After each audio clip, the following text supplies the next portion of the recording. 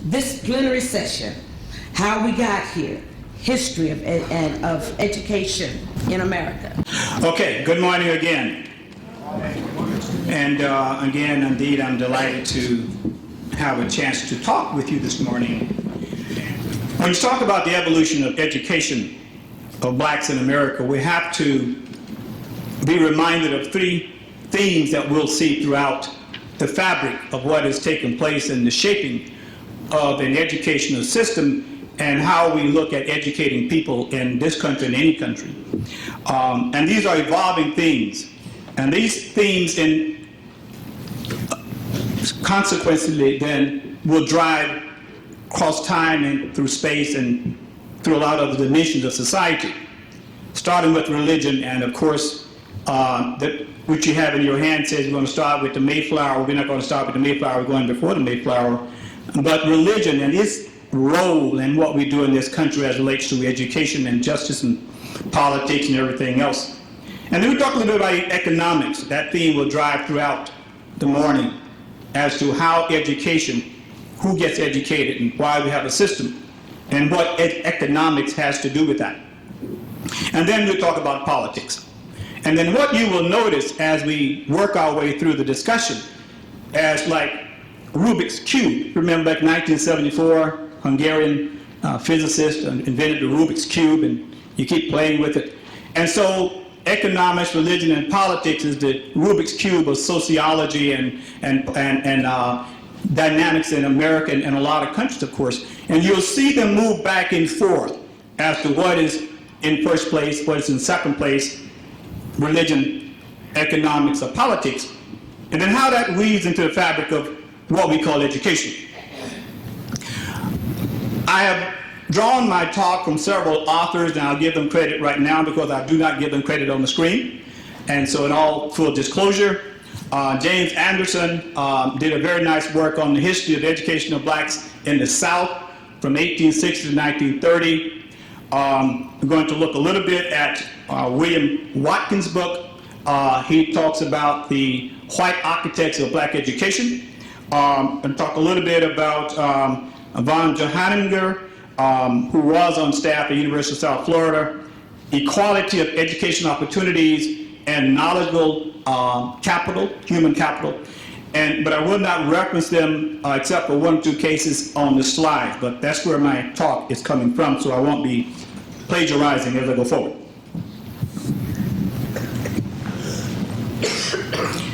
If you look at the education of children, common school, public school, the education of children is a relatively new phenomenon if you look at society in general. Less than 250 years that we've been trying to have a common school system, a public school system in any country. And so in actuality, and all due respect to what our founding fathers did, the common school concept was a relatively new concept. All children were not educated for a number of years. If you go back to the church again, religion, you notice that in Scotland in 1561, they were already looking at educating children. This was the church. But what's more exciting is that in 1633, they imposed a tax. And so as far back as 1633 in Scotland, the citizens of Scotland realized the importance of educating children. And so not only did the church start the movement, but the public took up the mantle and created a public school system in Scotland in 1633. So if you look at what's going on in the European wars, I'm going to get to the Mayflower in a moment, but you got to go through this, what's going on in Europe at this time. Religion. Roman Catholics. My brother, the bishop, tells me that we're all Catholics, and that the word Catholic means universal, and that all Christians are Catholics. And so it was a schism between the Western so-called Catholics and the Eastern so-called Catholics that brought about all these wars that lasted for years. And while all of this was going on, it was creating a political climate, a cultural climate, a social climate in England. And those who were the reformists and those who were protesting, the Protestants, the involvement of the government and religion, and even fled for a short while to the Netherlands, because the Netherlands, as you will see, were determined independent at that time. They weren't messed up in the wars. And so this whole movement about a group of people wanting to move to another country started because of these religious conflicts that were taking place in all over Europe. And as you see there, Mary Queen of Scots put in jail by Queen Elizabeth. I mean, so it's all kind of crazy stuff going on in England. So the people are ready to get out of there and go somewhere, anywhere. And therefore, the Mayflower comes into existence. And the question about the Mayflower is, who all were on the Mayflower? Were they all tired and poor and huddled masses yearning to breathe free? Or were there some other people on the Mayflower? How many poor people were on the Mayflower, quite frankly? Were there any slaves on the Mayflower? There were indentured people on the Mayflower, we know that. And some of the indentured people on the Mayflower were, guess what? Children. And what kind of children you think were indentured? Now this is a religious group coming to America to serve God in a more godly manner. But the children they had on the Mayflower were illegitimate children, and they were indentured. So I think there were 4 or 5 of them on their way to America. You know the story, harsh winters, the Native Americans had to save them. The one thing that we remember from the Mayflower experience coming to America was the so-called Mayflower Compact. The Mayflower Compact said that each member of the group would do everything they could to look out for the welfare of the community. Each member of the group would do everything they could to look out for the welfare of the community. Now remember that, I'm going to quiz you in a little bit as to how long did that compact last. And remember, it came about 1619, 1620, about 50 years later, this is in America, the Bloody Wars, King Philip's War. Now what had happened? A couple of generations. As more and more English people came to America and started moving in on the Native American land, there became conflict, wars, internal strife. Now we're going to go back to religion, economic, and politics. It was rep. You can remember that, rep. But now we see a shift in the Rubik's Cube because trade and commerce, and that's commerce, trade and commerce, now economic moving to the top, self-serving small groups, politics moving in the middle, and then religion, weakened religious affiliations have moved to the bottom. So in 50 years, the cube is beginning to shift. We came with the notion that religion was at the top, economics and politics, and the cube is already beginning to shift. We hear a lot about Puritans and Pilgrims.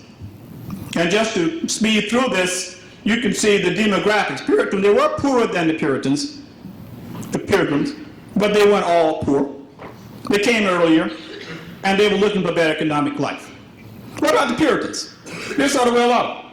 They were all upper middle class, and by 1776, when we penned the Declaration of Independence, 75% of the people in America, white people in America, not the Native Americans enslaved, 75% of them were Puritan, well-educated. After being here 6 years, had already established Harvard University. $35 billion worth in 2015 in endowment. So the social order in 1776 dictated whether or not there would be a need for educating children. The social order dictates the need for whether or not there'll be children educated. Thomas Jefferson, most of you recognize that, and many of you can complete that sentence. We hold these truths to be self-evident, that all white men are created equal and endowed by the Creator with certain inalienable rights. How many of you recognize that second line, 1781? Who said that? Thomas Jefferson. In 5 years, he changed his mind. 1776, all men are created equal. 1781, he said, I think that they are inferior to whites in endowments in both body and mind. Now, this is important because Jefferson was an iconic figure in this country. And this was about the time that eugenics was beginning to arise all in Germany and other places. and for the leading figure in America to publicly state that black folks are inferior, began to set a political tone in this country that will then filter down through the dynamics and politics of what takes place in this country later on. 1787, he said that every child ought to have an education. But check out this, the boys, the smart boys ought to go to college. Free college. He did not even prepare education for his own slaves. Now in 1894, that's about 100 years later, but Immigration Restriction League, and y'all can Google that on your way home and look up what Immigration Restriction League was. And I can tell you now, it was not favoring immigrants and people of color. And Harvard, Wharton School of Finance, Stanford were all members of that league. And now we're going to fast forward a little bit, a few years, and talk about somebody called Toussaint. And what does that got to do with education of blacks in America? A lot. Because when Toussaint beat Napoleon, that upset the apple cart. Because now you got a nation in the Western Hemisphere run by black folks that's upsetting the white-black paradigm.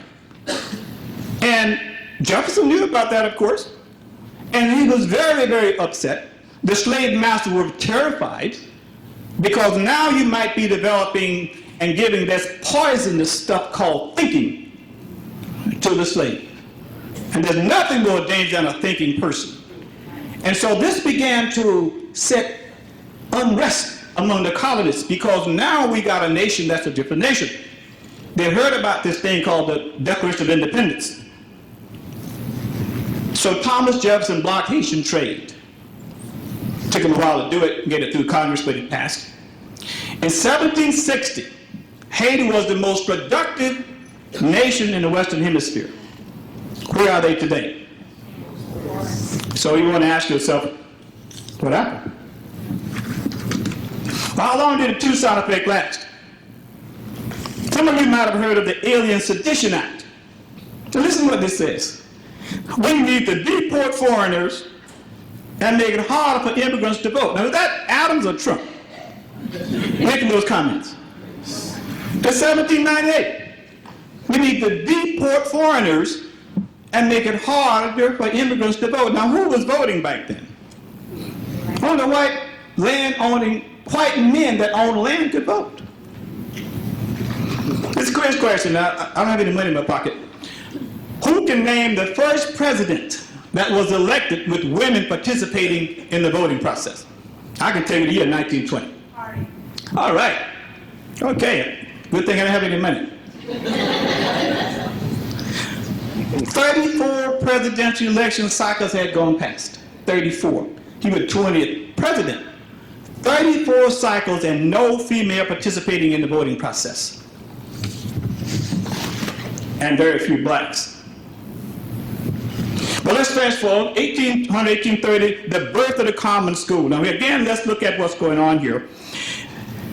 Common school, a new invention, was created in America. The notion was every child should have the right to an education. But the problem is it did not include black people. At the same time that there was this rise, this was about the same time of the Industrial Revolution in America, 1800s, 1820, 1830s. And the nation was booming. And so there's a need now. Society determined the need for education. There's a need to educate children. Prior to that, you had little Joe in a little house on the prairie. How much education little Joe children needed? They're already sitting on their property. They're going to become farmers and ranchers. But as the Industrial Revolution came about, now we need to train a society. We need to train up people that know how to take care of business. But there was no formal education for black people from 1830 to 1865. In spite of that, Du Bois said that the greatest peacetime miracle ever took place. From 1865 to 1930, some 30,000 black teachers were produced and were teaching in the South. Pretty much right out of slavery, wiped out of literacy almost in 1 or 2 generations. But the problem is, the Reconstructed South still needed slaves. Why? Because they still were working, sharecropping, mostly cropping, and no share. But they still needed the slaves. So now you got a problem, because they really did not need an education. Social order determines the need for education. Politicians determine who gets education and how much. The social order, society, will determine whether education is needed. But politicians determine who gets it. And this is a name you need to remember. Just remember Armstrong. General Samuel Chapman Armstrong. Because he helped shape education in America for 100 years. For 100 years. And because of his views, he felt that black people their minds should be molded to produce the right kind of acceptable Negro for the Southerners, is the way he phrased it. And therefore he created what we call the Hampton concept. And because he was the president of Hampton, founded Hampton, ran Hampton, and mentored Booker T. So it became the Hampton Booker T model. The Hampton Booker T model, that you want semi-skilled, unskilled, industrial, but no liberal arts, it was the Du Bois Booker T debate being lived out in real life. And unfortunately, it's more than just a debate. The concept was that we will develop the right kind of Negro. So they call it race development philosophy. It was an ideology. That we will create then the right person that we need in the South. So the public school then, if we're going to have a common school, will have then as its mission to create the right kind of person. And so the white Booker T at the AME people in here, at the AME conference, Booker T said, we can't do what they do. They're 3,000 years ahead of us. 3,000, this is Booker T. He's an iconic figure also. So let's fast forward a little bit, 1896, Plessy. But before that, 1893, Committee of 10. The Committee of 10, and by this time we've gone through the Industrial Revolution, the country's growing, and we now have common schools everywhere from 1830 to 1893, almost 75 years. What's common about the common schools? Nothing. Zero. There's no common curriculum, no standards, it's just hodgepodge. And so rightfully so, they needed some kind of a commission to let's create a common core curriculum. Heard that word before? 1893, the Committee of 10 created a common core curriculum, but its design was to create college preparatory tracks. That every child should go to college. Every child should have equal opportunity for the Latin, Greek, physics, calculus, and go to med school, Harvard, and Yale, and Princeton. 1897, and this is the interesting Supreme Court case. Now there were some black schools, there were a few black schools. This was in Ware High School in Richmond County, Georgia. It was a model black high school, teaching Latin and Greek and physics. Send the kids off to college. For no reason at all, the establishment closed the school. There were 3 white schools, 1 black school, population almost equal, and they closed the black school. Went all the way to the Supreme Court. They argued Plessy, the defendants did. So wait a minute. He said you have to be equal to shut somebody down. They're not equal. They shut the school down. That Supreme Court ruling effect lasted another 50 years. When we get to World War I, this is important because black folks went up to the war and came back. Now you got a new militant Negro. So I migrated to the north. Things started changing. So what happened when things changed in America? To get another commission. So in 1918, they said, let's reorganize the school system. They ain't working right. So in 1918, they reversed what happened in 1893. Everybody don't need to go to college. Why? We got a more diverse population. What's the assumption? They're not as intelligent, they're slower. Therefore, you're wasting your money by trying to send all of them to college. 1819, they call that the cardinal principles. The cardinal principles. So So the cardinal principles, working on those two assumptions, say you have an equal opportunity, and I didn't write this, to choose which failing program you want to choose. But the cardinal principle was touted as offering equal opportunity in education. And I'm going to go right down to the General Education Board and the Rockefellers. I know that's not correct grammatically, but the Rockefellers, Peabodys, Rosenwalds, Carnegies, all of these white northern philanthropists would only fund black schools if they followed a certain curriculum. But you have to create a Negro acceptable to the whites in the South. So that was the Great White Southern Compromise. One more point on that slide. For black people, to the missionary credit, the missionaries really wanted to try to give a decent education to black folks. But the problem was they ran out of money. And so did the AME Church. One of the leading producers of schools was the AME Church and the white missionaries, and they both ran out of money. And we're going to move quickly through this. Talked about Du Bois, 30,000 teachers.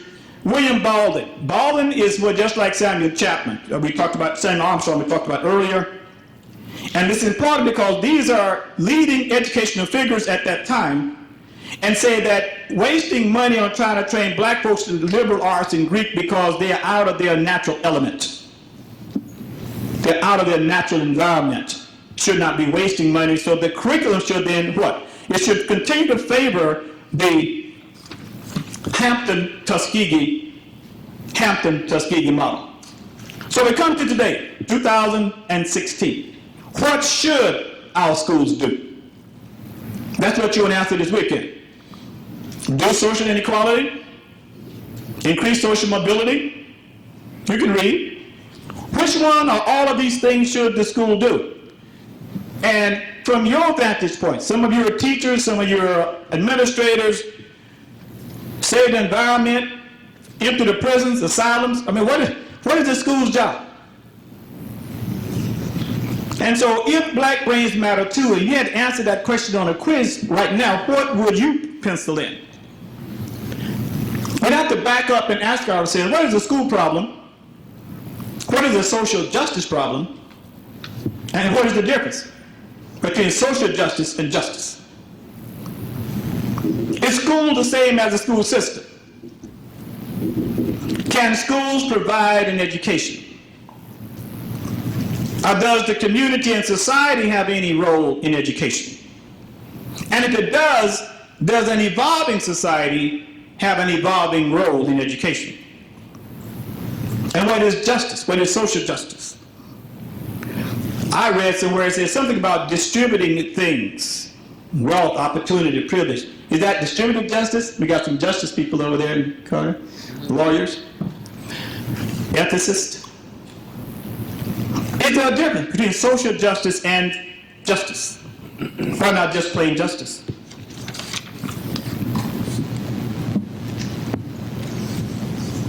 Why not just plain old justice?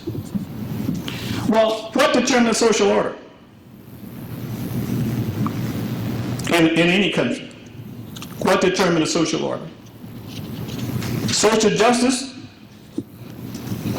When America grew out of the Industrial Revolution into the beginning of the flourishing of the public school system, there was big government. Now we got a lot of candidates saying we want government out of our business.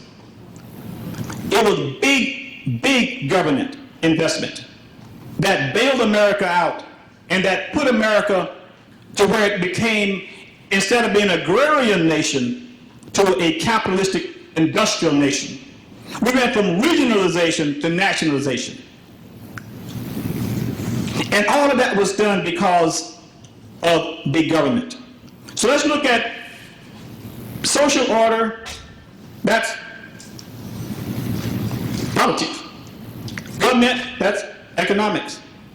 Politics in reverse. But where's religion on this slide? Religion is pretty much going to a small hour. disappeared. So what happened then, as we came into the beginning of the public school system, the country needed a new social order. It needed a new way to define how you can keep, in this flourishing of the economy, how can you keep black folks still on the bottom? That was the whole paradigm. So you needed a new ideology to explain then how you're going to preserve the stratification but keep the order of stratification.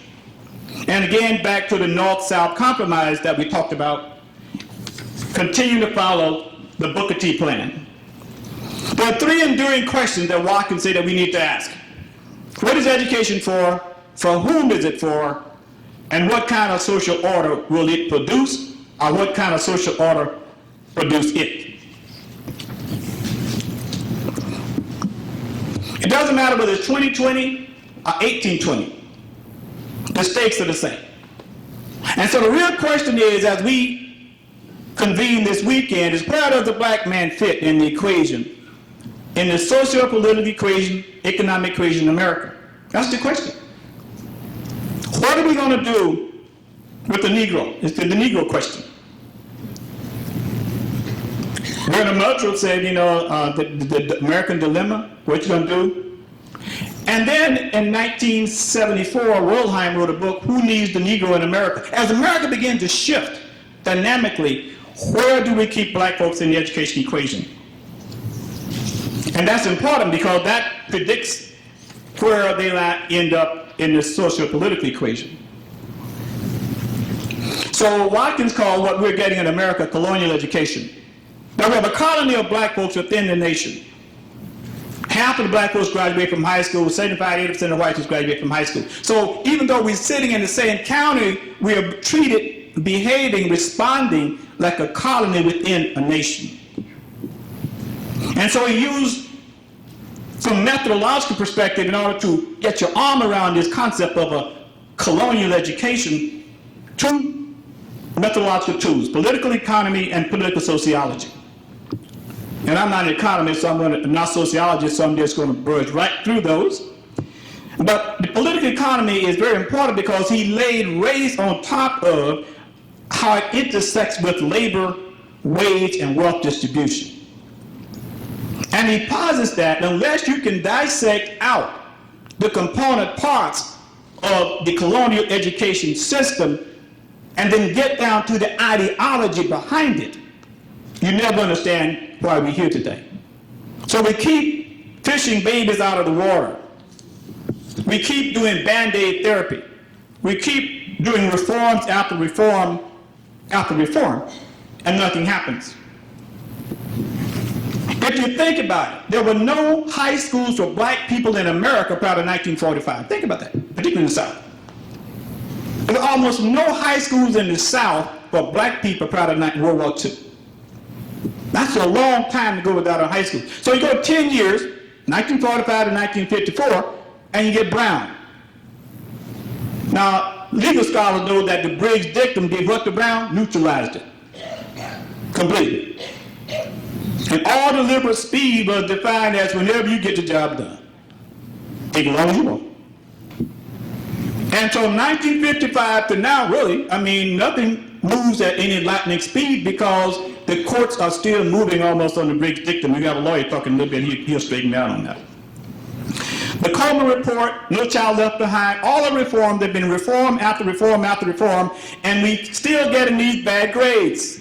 We still have the gap. It's almost like the gap is acceptable. Leon County is an A school, 8th district. We're an 8th district, and we are. And to the teachers and administrators, I applaud you for that. Because I think the school is doing what it can do. But the school system isn't. And that I want to be the takeaway point this weekend. I'm on the teacher's side, but I'm not on the system side. And the system starts with Scott in this state and Barack in Washington, D.C. And same way the Rosenwalds and the Carnegies and the Rockefellers helped get us in this mess, it's going to take that same kind of commitment to help get us out of this mess. Because that's where the system takes place. And I saw the yellow sign and the pink sign. She said, I got to shut up and sit down. So I want to close